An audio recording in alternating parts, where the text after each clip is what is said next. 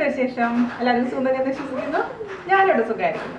അപ്പോൾ അടിപൊളി ക്ലൈമറ്റാണ്. ഇപ്പം ഒന്ന് മഴ കുറഞ്ഞിരിക്കുകയാണ്. അപ്പോൾ ഞാൻ പെട്ടെന്ന് ഇൻട്രോ എടുക്കാൻ വന്നതാണ്. അപ്പോൾ ഞാനിപ്പോൾ ഉള്ളത് എൻ്റെ വീട്ടിലാണ്. പെരിഞ്ഞനത്താണ് എൻ്റെ വീട്. തൃശ്ശൂർ ജില്ലയിൽ പെരിഞ്ഞനം. അതായത് നമ്മളെ കുറച്ച് പുതിയ സബ്സ്ക്രൈബേഴ്സിന് അറിയില്ല. ഞാൻ കഴിഞ്ഞ കൊല്ലം വന്നപ്പോഴും എൻ്റെ വീടും ഒക്കെ കാണിച്ചിട്ടുണ്ടായിരുന്നു. എന്നിട്ടും പലരും ചോദിക്കാറുണ്ട് വെഞ്ചിൻ്റെ വീട് എവിടെയാണ്. അതുകൊണ്ടാണ് ഞാൻ പ്രത്യേകിച്ച് പറഞ്ഞത്. അപ്പോൾ ജാഞ്ചേട്ട അടുത്ത ആഴ്ച വരും. അതിനുശേഷമാണ് ഞാൻ ജാഞ്ചേട്ടൻ്റെ വീട്ടിൽ പോവുക. അങ്ങനെ രണ്ട് വീട്ടിൽ മാറി മാറി നിൽക്കാനാണ് പ്ലാൻ. 1.5 മാസമാണ് വെക്കേഷൻ. ഓഗസ്റ്റ് ലാസ്റ്റ് ആകുമ്പോൾ ഞാൻ തിരിച്ചു പോകും. അപ്പോൾ പിന്നെ ഒരുപാട് പേര് എൻ്റെ അടുത്ത് ചോദിച്ചിട്ടുണ്ടായിരുന്നു അമ്മയ്ക്ക് എങ്ങനെയുണ്ട്, അമ്മയുടെ ആരോഗ്യം എങ്ങനെയുണ്ടെന്നൊക്കെ ചോദിച്ചിട്ടുണ്ടായിരുന്നു. അപ്പോൾ എന്താ പറയുക, അമ്മ കുറച്ച് ഏജ്ഡാണ്.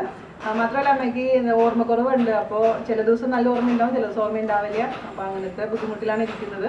അപ്പോൾ സത്യം പറഞ്ഞപ്പോൾ ബെഡിൽ തന്നെയാണ്, കിടപ്പ് തന്നെയാണ്. അപ്പോൾ നമ്മൾ ഇന്ന് ചെയ്യാൻ പോകുന്ന കറിയെ പറ്റി പറയുകയാണെങ്കിൽ ഇതൊരു നാടൻ കറിയാണ്. നമ്മുടെ ചേമ്പിൻതാളും പരിപ്പ് കറിയും. അപ്പോൾ ഒരുപാട് പേര് എൻ്റെ അടുത്ത് റിക്വസ്റ്റ് ചെയ്തിട്ടുണ്ടായിരുന്നു ചേച്ചി നാട്ടിൽ വരുമ്പോൾ നാടൻ റെസിപ്പീസ് ഒക്കെ കാണിക്കുന്നത്. അപ്പോൾ അതുകൊണ്ട് ഞാൻ വിചാരിച്ചു എനിക്ക് ഇവിടെ വരുമ്പോഴല്ലേ കാണിച്ചു തരാൻ പറ്റുള്ളൂ. അപ്പോൾ ഇത് ഒരുപാട് പേർക്ക് ട്രൈ ചെയ്യാൻ പറ്റില്ല എന്ന് എനിക്കറിയാം. കാരണം പുറത്തുള്ള ആൾക്കാർക്കൊന്നും ചേമ്പിൻതാളൊന്നും കിട്ടാൻ വഴിയില്ല. പക്ഷേ എങ്കിൽ പോലും നിങ്ങൾ കാണണം. ട്രൈ ചെയ്യാൻ പറ്റുന്നവരൊക്കെ ട്രൈ ചെയ്യാനും മറക്കരുത് കേട്ടോ. അപ്പോൾ ഒട്ടും താമസിക്കുന്നവർക്ക് എങ്ങനെയാണ് ചേമ്പിൻതാളും പരിപ്പ് കറിയും തയ്യാറാക്കാം എന്ന് നോക്കിയിട്ട് വരാം. ഓക്കെ.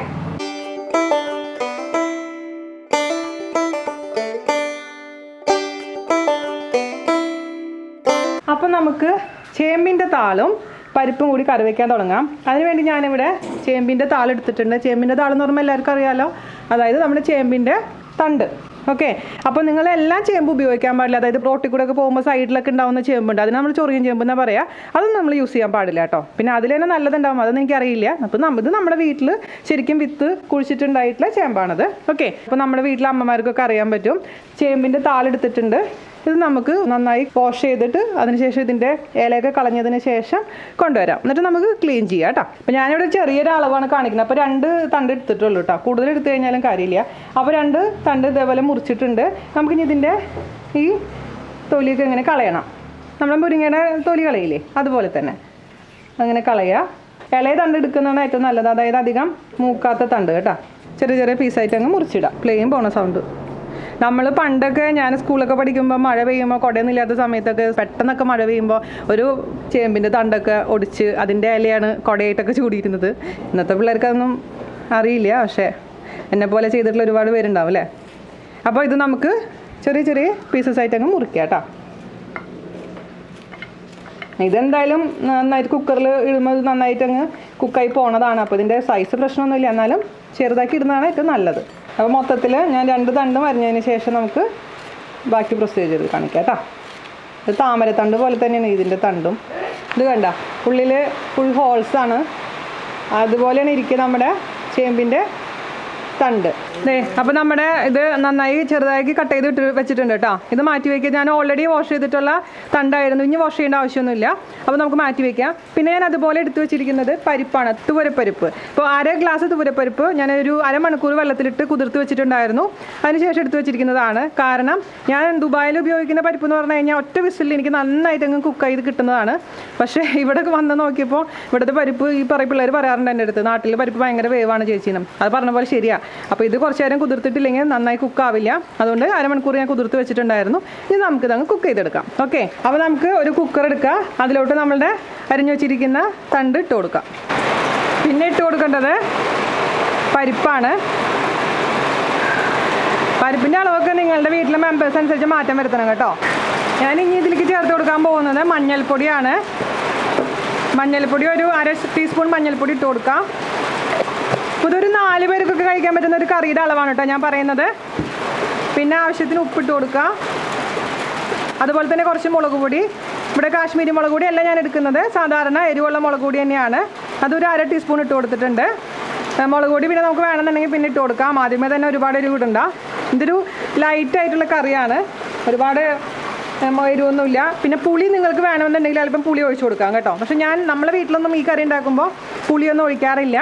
അപ്പോൾ പുളി വേണമെന്നുണ്ടെങ്കിൽ അല്പം വാളാമ്പുളി, അതായത് നമ്മുടെ സാമ്പാർ പുളി കുറച്ച് പിഴിഞ്ഞൊഴിച്ച് കൊടുത്താൽ മതി. അതിലോട്ട് നമുക്ക് 2 ഗ്ലാസ് വെള്ളം ഒഴിച്ച് കൊടുക്കാം. പിന്നെ വെള്ളം ചിലപ്പോൾ ഇനിയും വേണ്ടി വരും. നന്നായിട്ട് അങ്ങ് മിക്സ് ചെയ്ത് കൊടുക്കാം. എന്നിട്ടിത് മീഡിയം ഫ്ലെയിമിലിട്ടതിന് ശേഷം 2 വിസിൽ, എന്നിട്ട് പ്രഷർ കംപ്ലീറ്റ് പോയതിന് ശേഷം നമുക്ക് ഓപ്പൺ ചെയ്യാം. അതിനുശേഷമാണ് നമുക്കിലേക്ക് നാളികേരം അരച്ച് ചേർക്കേണ്ടത്.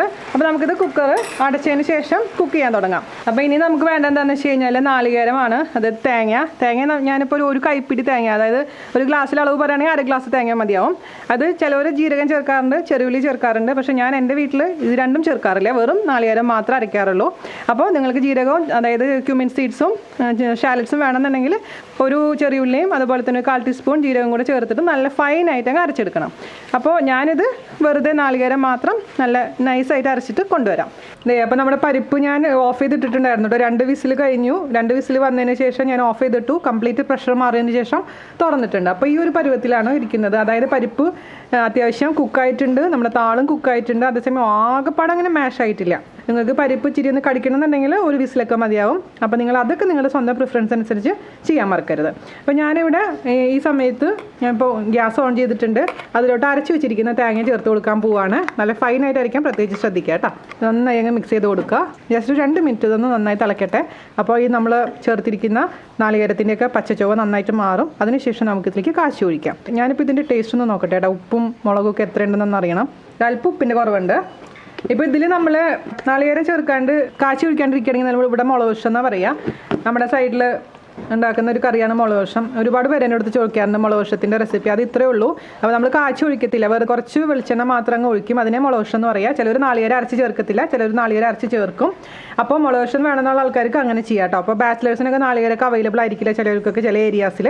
അങ്ങനെയെന്ന് വെച്ച് കഴിഞ്ഞാൽ ആദ്യം ചെയ്ത പ്രൊസീജിയർ മാത്രം ചെയ്യുക. കുറച്ച് വെളിച്ചെണ്ണ മുകളിൽ കൂടെ ഒഴിക്കുക, കുറച്ച് കറിവേപ്പില ഇടുക. അപ്പോൾ ഒരു കറിയായിട്ട് മാറി. അതല്ലെങ്കിൽ ഇത് പറഞ്ഞ പോലെ തന്നെ നാളികേരം അരച്ച് ചേർക്കുക, പിന്നെ വെളിച്ചെണ്ണ അങ്ങനെ മുകളിലേക്ക് ഒഴിച്ചാൽ മതി, കടുകൊന്നും താളിക്കാണ്ട്. പക്ഷേ ഞാൻ എൻ്റെ വീട്ടിലൊക്കെ ഈ കറിയാണ് ചെയ്യാറ് സാധാരണ രീതിയിൽ. എനിക്കിതാണ് ഇഷ്ടം. അപ്പോൾ ചിലവർ ഇതിൽ കുറച്ച് പുളി പിഴിഞ്ഞൊഴിക്കും. അപ്പോൾ ഓരോ ഏരിയ അനുസരിച്ച് മാറ്റങ്ങളുണ്ട് ഓരോ കറിക്കും. അപ്പോൾ നമ്മളെന്താ ചെയ്യാന്ന് വെച്ച് കഴിഞ്ഞാൽ ഇതിൻ്റെ കൂടെ കോമ്പിനേഷൻ ആയിട്ടാണ് പുളി, അതായത് അച്ചാറോ അല്ലെങ്കിൽ വേറൊരു പുളിയുള്ള എന്തെങ്കിലും കറി കഴിച്ച് കഴിഞ്ഞാൽ കോമ്പിനേഷൻ റെഡിയായി. ഇതിൽ പുളി ഒഴിക്കാറില്ല നമ്മൾ സാധാരണ രീതിയിൽ. 2 മിനിറ്റ് കഴിഞ്ഞാൽ നമുക്കിതിലേക്ക് താളിച്ച് ചേർക്കാം കേട്ടോ. ഇതൊക്കെ നമ്മുടെ നാടിൻ്റെ രുചികളാണ്, തനി നാടൻ രുചികളാണ്.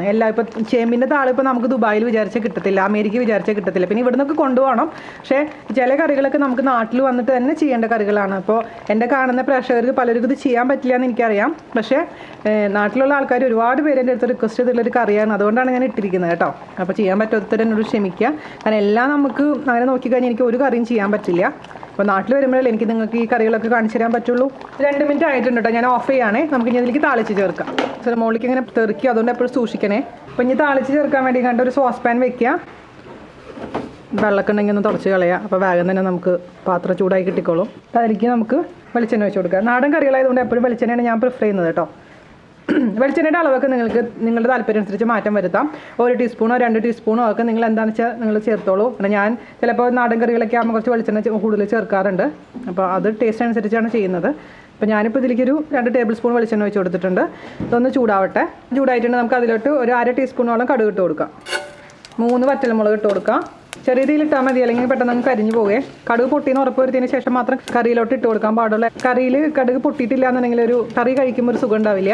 ഇങ്ങനെ പൊട്ടാത്ത ഒരു പച്ച കടുകിൻ്റെ ടേസ്റ്റ് വരും. ഇതൊക്കെ നോൺ വെജ് ഒക്കെ കഴിക്കുന്ന ആൾക്കാർക്കാണെങ്കിൽ ഇതും ഈ ഒരു കറിയും ഒരു ചെറിയ കഷ്ണം മീൻ വറുത്തതും ഒക്കെ ഉണ്ടെങ്കിൽ അടിപൊളിയായിരിക്കും. വെജിറ്റേറിയൻകാർക്ക് ഞാൻ പറഞ്ഞ പോലെ എന്തെങ്കിലും നല്ലൊരു തോരനോ ഒരു പപ്പടവും കുറച്ച് അച്ചാറുണ്ടെങ്കിൽ തൈരുണ്ടെങ്കിൽ ബേഷായി. ഞാനൊക്കെ അങ്ങനെയാണ് കഴിക്കാറ്. അപ്പോൾ നമുക്ക് ഇതിലേക്ക് കുറച്ച് കറിവേപ്പിലയും കൂടെ ചേർത്ത് കൊടുക്കാം. ഇനി നമുക്കിതിലോട്ട് കറി അങ്ങ് ഒഴിച്ച് കൊടുക്കാം. ഇത് വെള്ളം വേണമെന്ന് കൂടുതൽ വേണം തോന്നുന്നുണ്ടെങ്കിൽ ഞാൻ പറഞ്ഞ പോലെ ചൂടുവെള്ളം ഒഴിച്ച് കൊടുത്താൽ മതി കേട്ടോ. പച്ചവെള്ളം ഒഴിക്കരുതേ. ഒരു 1/4 ഗ്ലാസ് വേണമെങ്കിൽ ചൂടുവെള്ളം ഒഴിച്ച് കൊടുക്കാം കേട്ടോ. എന്നാൽ ചിലപ്പോൾ ഇനി ഇരുന്ന് കഴിഞ്ഞാൽ തിക്കായി മാറിയാലോ. 1/4 ഗ്ലാസ് ചൂടുവെള്ളം ഒഴിച്ച് കൊടുത്തിട്ടുണ്ട്.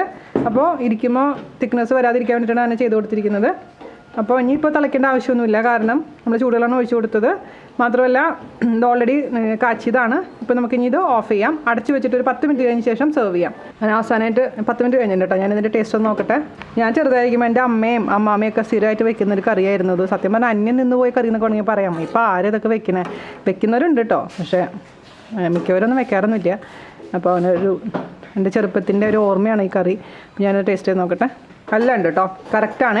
ഉപ്പുണ്ട്, എരിവുണ്ട്, എല്ലാം പെർഫെക്റ്റ് ആയിട്ടുണ്ട്, അടിപൊളിയായിട്ടുണ്ട്. അപ്പോൾ അങ്ങനെ നമ്മുടെ നാടൻ ചേമ്പും താളും പരിപ്പും കറി എല്ലാവരും ട്രൈ ചെയ്ത് നോക്കുക. അതിനുശേഷം എന്നോട് അഭിപ്രായം പറയാൻ മറക്കരുത്. അപ്പോൾ അടുത്ത അടിപൊളിയായിട്ടില്ല അതേസമയം നാടൻ സിമ്പിളായിട്ടുള്ള റെസിപ്പി ആയിട്ട് വരുന്നവരെ നന്ദി, നമസ്കാരം. Thank you. പൊടിച്ചേമ്പാ എന്ത് ചെയ്യുമ്പോഴായാലും എനിക്ക് താള് കിട്ടണം, അത്രേ ഉള്ളൂ. കുട്ടേട്ടൻ ചേമ്പിൻ്റെ താള് പറിക്കാൻ പോവാ. ഞാൻ അങ്ങോട്ട് പോണില്ല, എനിക്ക് പേടിയാ. അല്ല പാമ്പൊക്കെ ഉണ്ടെങ്കിൽ ഇളയ താള് മതി, വിത്ത് വേണ്ട. പരിപ്പും താളും വയ്ക്കാൻ വേണ്ടിയിട്ടാ. 3 മതി, കുറച്ച് എമൗണ്ട് കാണിക്കാൻ വേണ്ടിയിട്ടാ. മഴ വരുന്നുണ്ട്, വേഗം വാ, നല്ല മഴ വരുന്നു. അയ്യോ മഴ മഴ മഴ മഴ മഴ മഴ.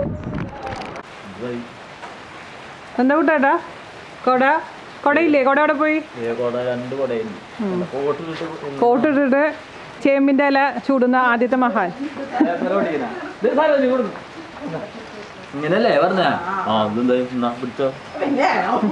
നടക്കുക എനിക്ക് കുട്ടേട്ട പപ്പായ പൊട്ടിക്കണേ. ഇച്ചിരി നല്ല മൂത്ത പപ്പായ വേണം. ഇവർക്ക് മൂത്താന്ന് പറയുമ്പോണ്ടല്ലോ ഒരു കളിയാക്കാം. മൂത്തെന്ന് പറഞ്ഞാൽ നല്ല വിളഞ്ഞത് നടത്താം. സർവ്വസുഗന്ധി വേണ്ട, ഞാനിടാറേയില്ല.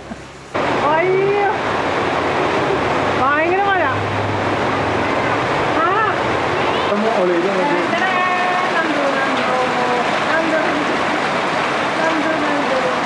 Look here, Astu.